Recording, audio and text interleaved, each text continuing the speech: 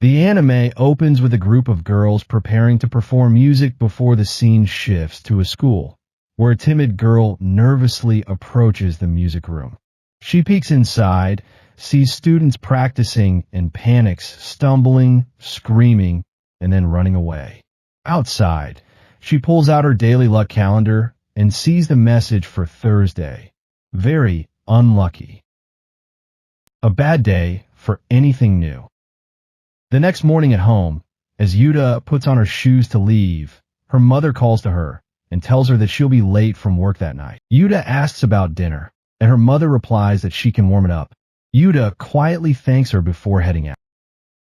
When she reaches school, Yuta checks her luck book again. Encouraged, she sneaks into a room filled with music instruments, but is startled when another student appears.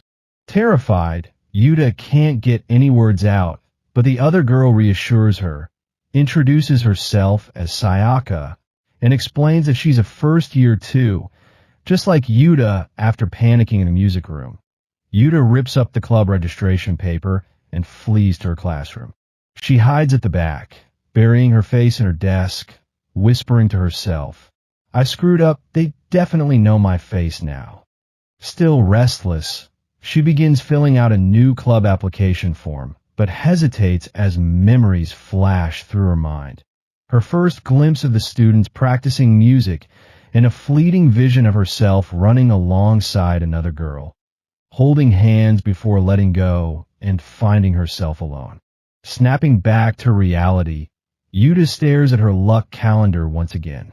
She mutters, "I'll do it tomorrow," but the pages discourage her. Friday was lucky, but now the book shows only misfortune. An unlucky midday. Monday lucky only in the morning and evening. Wednesday very unlucky. And Thursday doubly unlucky. With no good timing in sight, she grows disheartened. The next morning, Yuta sits hunched on the ground, draped in a cloth to hide her face as curious students crowd around snapping photos. Mortified, she doesn't know what to do until a friendly girl approaches, introduces herself as Eri, and gently asks Yuta for her name. Still too embarrassed to speak, Yuta only manages to follow when Eri leads her away to a vending area. There, Yuta finally confesses that she has been wanting to join the pop music club for some time. Overcome with guilt, she bows deeply to the ground and blurts out, "I'm so sorry. I beg forgiveness, have mercy on me. I'm ashamed I would even consider becoming the center star, the vocalist of a band. Please have mercy on my soul." Eri calmly hands her a drink, but Yuta refuses at first, insisting she can't accept charity from a stranger. Eri smiles and reassures her, "Not from a passerby. Take it from a friend." With that, Yuta accepts the drink, and the two sit together. Eri asks if Yuta really wants to sing vocals, but Yuta admits that the pop music club has always seemed too intimidating. She recalls her first day, when she saw a stern-looking girl she mistook for someone with mafia connections, and decided she was too scared to join. Listening patiently, Eri assures her there's nothing to fear, and then reveals that she herself is the president of the music club. With encouragement and kindness, she convinces Yuta to come with her. The two walk side by side down the hallway until they reach the clubroom door, where Yuta freezes in hesitation.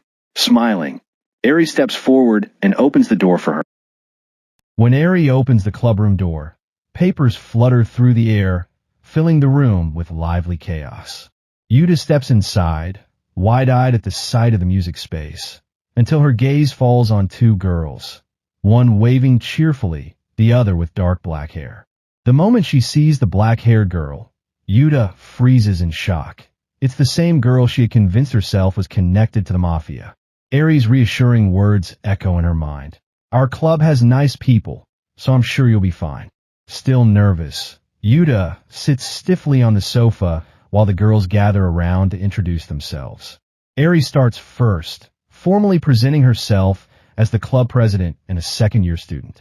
Next comes the friendly Ray, also a second year, and finally the black-haired girl, Musu, who turns out to be a first-year student just like Yuta. Musubu urges her to introduce herself, and though trembling, Yuta rises and manages to say her name. I'm Yuta, first-year student. With her introduction complete, the girls encourage her to take the next step, joining in and singing for them. At first, Yuta hesitates, embarrassed and unsure of her own voice, but Eri and Musubu gently cheer her on. Finally, Yuta begins to sing, her voice fragile but earnest, while the others add rhythm and harmony with their voices, filling the room with music. A girl is shown late at night editing and uploading a video to their channel, Urine TV. The scene shifts to Eri, who comes across the video. Morning arrives, and the girls officially welcome Yuta into the club. After a brief greeting, Eri, as president, encourages them to practice with the intention of having fun, then leaves the room. Meanwhile, the girl who uploaded the video rests on a bench, checking the site again, only to see that it has gained very few viewers. The scene returns to the clubroom, where the girls are rehearsing. And once they finish, Eri comes back and praises them for their effort. Yuta immediately apologizes, claiming she's terrible at singing. Eri gently asks her what the hardest part is. Yuta explains that while everyone sings their parts according to the score, it doesn't feel like it blends together. They're harmonizing, but it isn't turning into a mille-feuille. Musubu admits her voice stands out too much, while Rere notes that Yuta has a keen awareness of those around her, almost a strong sensor for balance. Embarrassed, Yuta bows deeply, but Eri reassures her that being negative isn't always bad. Surprised, Yuta shoots upright and insists, "No, it's terrible." Musu steadies her by grabbing her shoulders, teasing, "Yuta, the grown-ups are talking." She urges Yuta to stop apologizing and instead share her honest opinions. Yuta protests, but Musubu snaps back, calling her an amateur and demanding she state what else she noticed. As the two argue, Eri and Rere observe with amusement, commenting that they make a surprisingly great team, maybe even better than themselves. Finally, Eri steps between them, saying that both of their viewpoints are valuable for the club.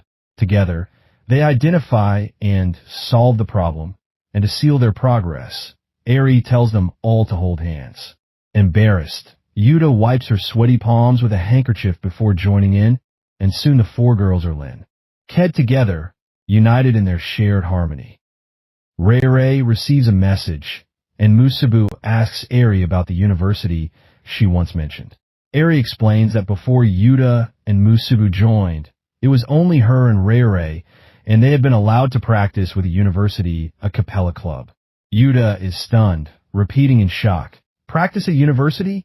But Eri reassures her that now that they have enough members to form their own group, they no longer need to rely on the university. When Yuta asks how many members an a cappella group requires, Eri suddenly remembers something she wants to show them. The girls sit together on the sofa as Eri pulls out her tablet, revealing a video she had discovered the night before on Urine TV channel. She explains that although the video itself is clumsy, she was researching it because she sees potential in the girl behind it and wants to make her their next member. Later, while eating lunch together, Eri shows the same video to Rere and asks her opinion. Musubu frowns, declaring bluntly, "This video is not great in any way. It disgusts me."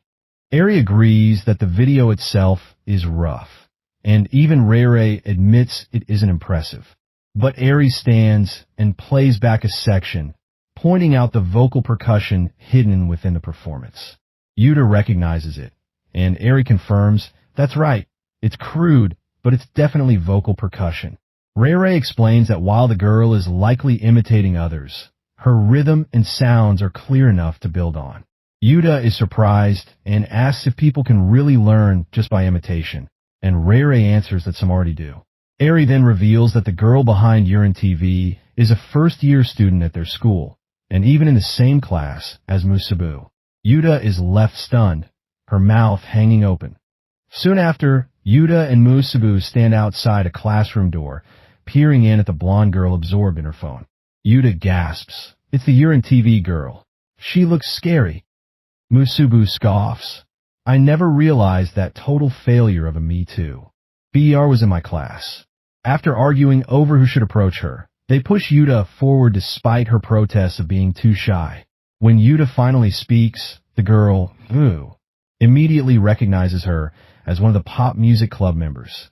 She remembers Yuta from the embarrassing day when she hid under a cloth while other students recorded her. Excited, Yururu calls out, "Let me have an exclusive interview for my channel." She tries asking questions, but Yuta becomes overwhelmed. Yururu pushes further, suggesting she draw up a relationship chart. But Yuta rips up the paper and flees, prompting Yururu to laugh. That was the legendary club membership for mutilation. Musubu scolds her, demanding, "What the heck do you think you're doing in my classroom?"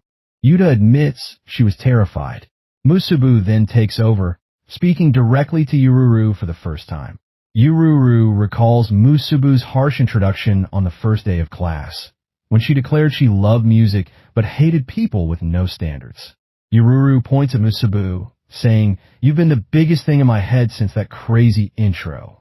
If I read you wrong, people treat you like a cursed doll with kid gloves. I thought I'd give you a cute nickname, like Omusubai, to make the class warm up to you." Musubu bristles with anger and storms out. "I'm against her joining the club." When asked why, Eri takes a guess, and Musubu snaps that she should have handled things directly from the start. Eventually, Eri approaches Yururu herself, and after some discussion, convinces her to join. Soon, Eri and Yururu walk into the club room together, where Yururu beams with excitement about being the newest member. Musubu, however, remains visibly displeased. As the tension simmers, Eri, ever the steady president, brings the group to order and begins giving them their next set of instructions.